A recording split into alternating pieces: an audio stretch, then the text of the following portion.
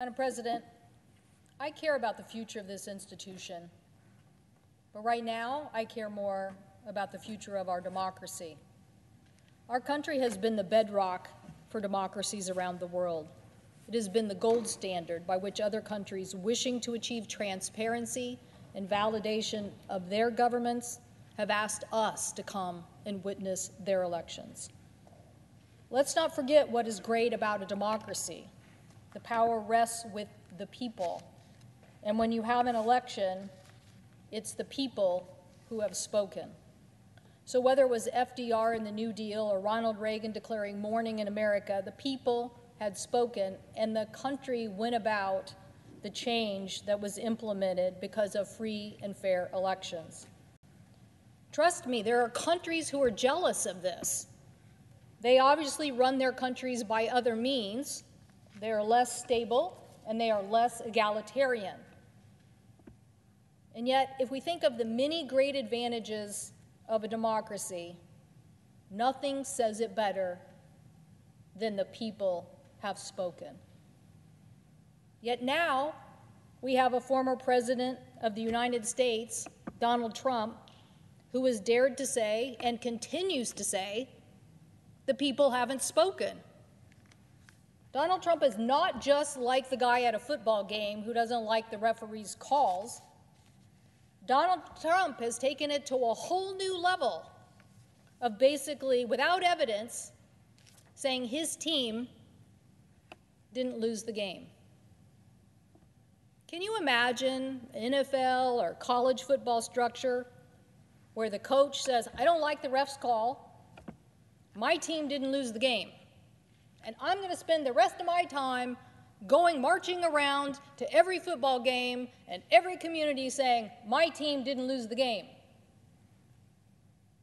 Well, thank God college and professional coaches know better. They don't do this. And yet, former President Trump keeps saying, I don't like the call of election officials, judges, federal courts. Never mind, there were 60 decisions by different courts. I'm going to protest the outcome of this election. Never in the history of our country do I know a major race where someone declared they really didn't lose. What if everybody went around saying, I really didn't lose? What if our system of governments would be affected by that? Well, Madam President, it is getting to that level of absurdity. The Republican nominee in the 2020 Washington gubernatorial election lost by over 600,000 votes, yet he claimed voter fraud. He lost by 56 to 43, and even though he lost by such a huge margin, he claimed voter fraud. He sued the Secretary of State, who happened to be a Republican, in King County Superior Court. He only dropped the election fraud lawsuit after the court threatened his lawyer with making meritless claims. Do we really understand this danger? The danger of people in our country, to our economy, to our way of life, if these falsehoods continue? We're not here, though, just because a former president cannot accept an election loss. He began sowing these seeds of distrust into our election system the minute he stepped onto the national stage. We're here because the problem has become so serious that people are now trying to disenfranchise the voting rights of our fellow Americans. Some voter suppression tactics are being put in place because some believe the former president did not like the outcome of the election.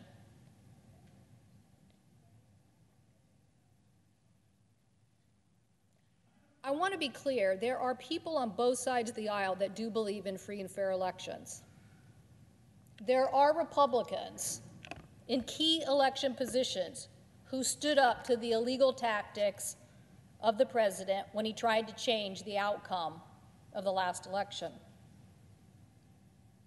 But what our country can't afford right now is the continuation of Trumpthink to allow to erode the voting rights of our fellow Americans. Voting rights have been hard fought and hard won. I know the president presiding understands this. First by women in 1920, then later protecting minority groups in 1965 with the Voting Rights Act. In 1970, we updated it, making standards, helping to regulate presidential elections. In 75, saying we had to protect other minorities. Both sides of the aisle agreed to this. And in 1992, we expanded for bilingual education requirements. That passed with 75 to 20 votes. And again, in 2006, the last time the voting rights was updated, we were in a similar situation.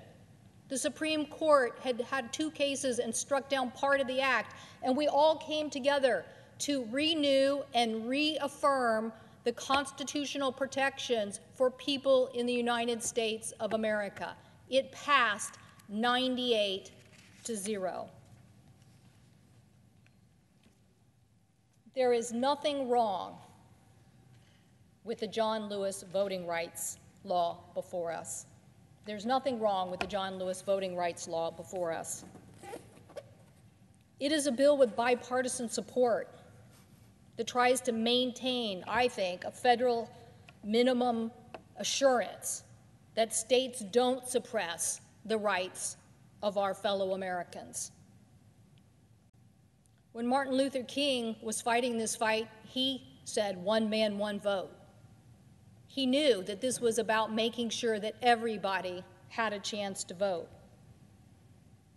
The John Lewis Act is a continuation of those rights and upgrading something that has been upgraded numerous times since 1965. And that is why my colleagues, Senator Manchin and Murkowski, called for bipartisan reauthorization of the Voting Rights Act. Bipartisan call for reauthorization last spring of the Voting Rights Act. They said, quote, "Inaction is not an option," end quote. They continued to say, quote, "Congress must come together just as we have done in the past, time and time again, to reaffirm our longstanding bipartisan commitment to free, accessible, and secure elections."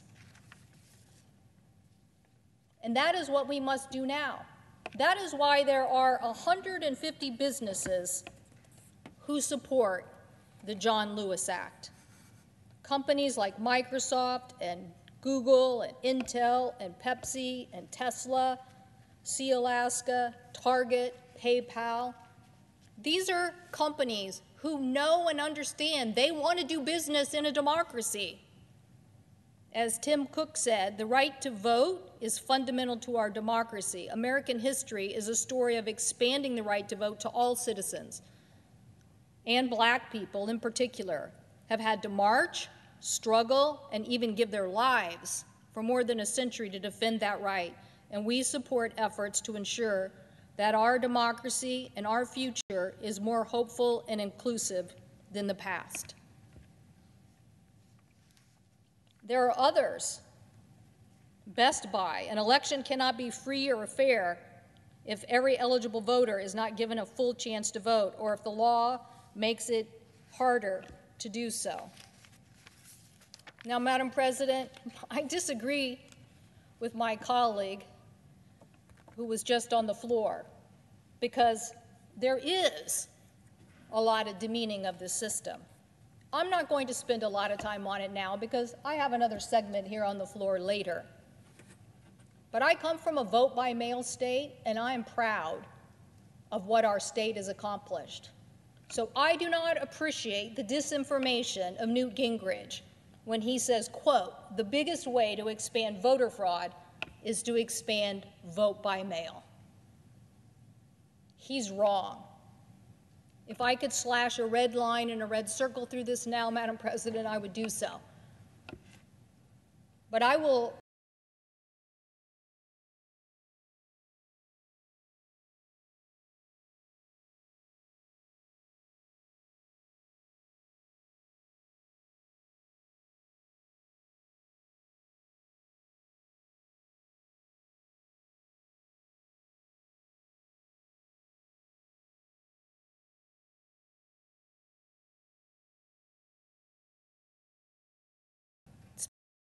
spend many minutes later on the floor talking to people why vote by mail is part of the solution and not the threat that he thinks it is.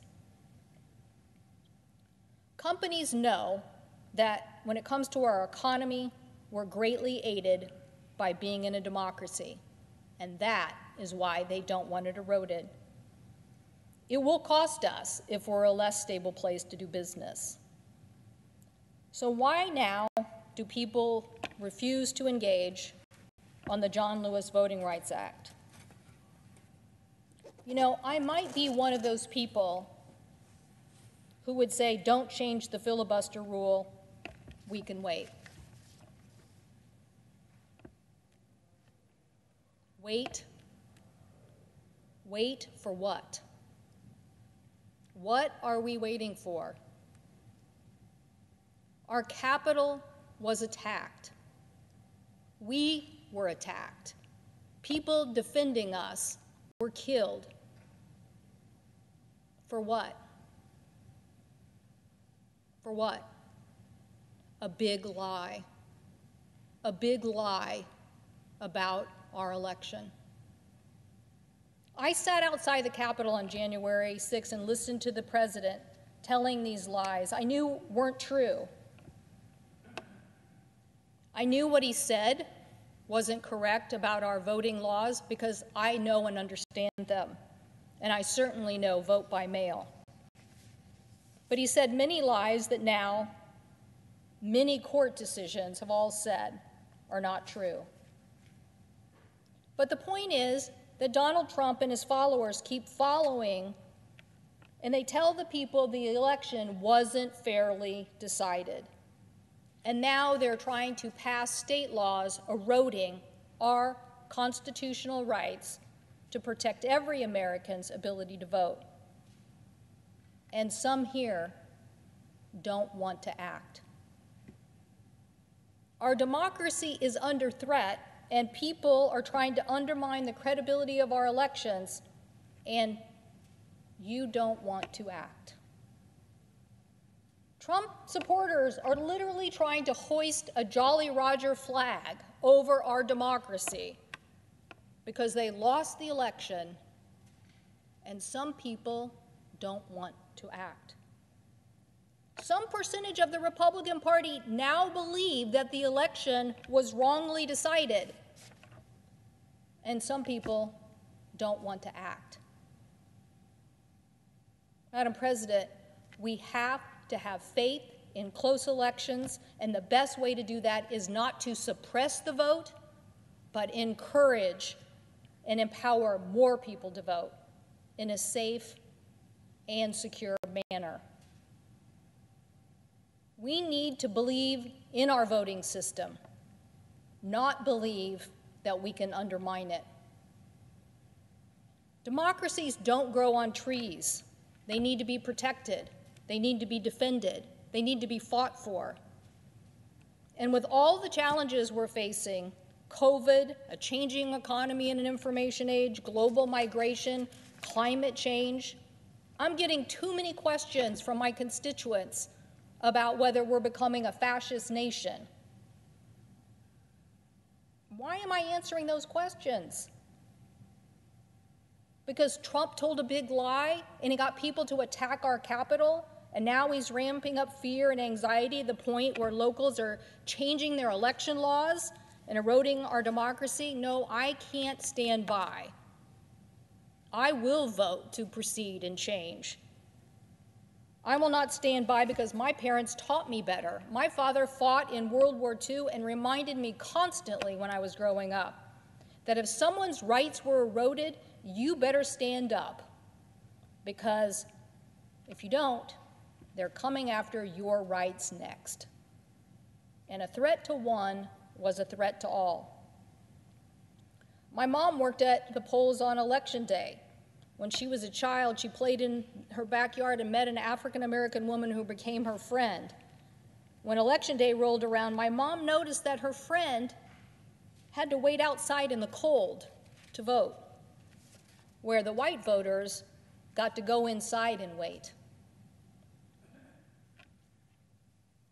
My mom took her friend by the hand inside the polling place and said, "My friend's not waiting outside."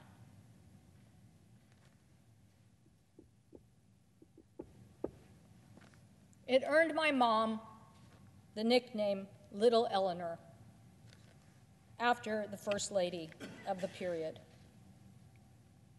What might seem surprising is how much my mom liked her fellow Republican precinct committeemen. She felt like they were on the same team, team democracy, people who got the vote out.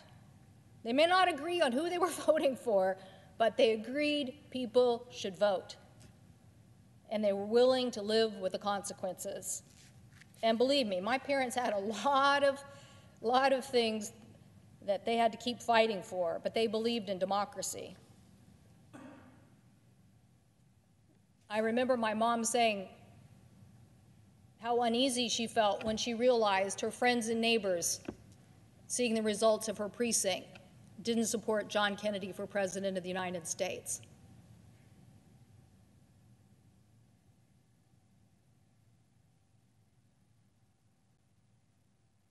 My parents were crushed when John Kennedy, Robert Kennedy, and Dr. Martin Luther King Jr. were all assassinated. But they never lost faith in the system, and they never said the system was rigged. What we need to do now is to protect our democracy. We need to pass the John Lewis Voting Rights Act. We need to say, as Dr. Martin Luther King Jr. said, that one man, one vote is what our country stands for, and it is the strength of our nation. One thing about January 6th bothers me the most. It bothers me the most because I think about my father and his brother. My father quit high school to fight in World War II because his brother was already missing or in a POW camp. He knew he had to join the fight against the oppressions, the tyranny, the fascism that existed. He knew he had to join the fight to uphold the democracy of the United States. This is a picture of what it looked like to be escorted back into this chamber on January 6th. All I could think of when I saw this picture is obviously, yes, support and gratitude for the military who supported us. But all I could think about was my father and his brother who fought in World War II for these rights to uphold a democracy so that I could stand for election and that my friends and neighbors could vote for me. And then I would come here in an environment where I was free to walk into the Capitol at any moment and cast a vote on behalf of the people that I represent. And yet, on one fateful day, that all changed. And we were no different than some other country who had to use military force to support our democracy here in voting.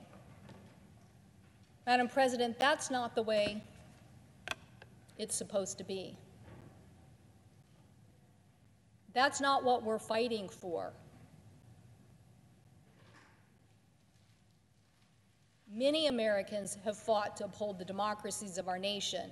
The least we could do is pass the John Lewis Voting Rights Act. The least we could do is work in a mission together to pass the John Lewis Voting Rights Act and show that our country believes in holding these important values of a democracy as utmost important. Let's vote to get this done. Let's move forward to show our country we believe in voting rights in the United States Senate. I thank the President, and I yield the floor.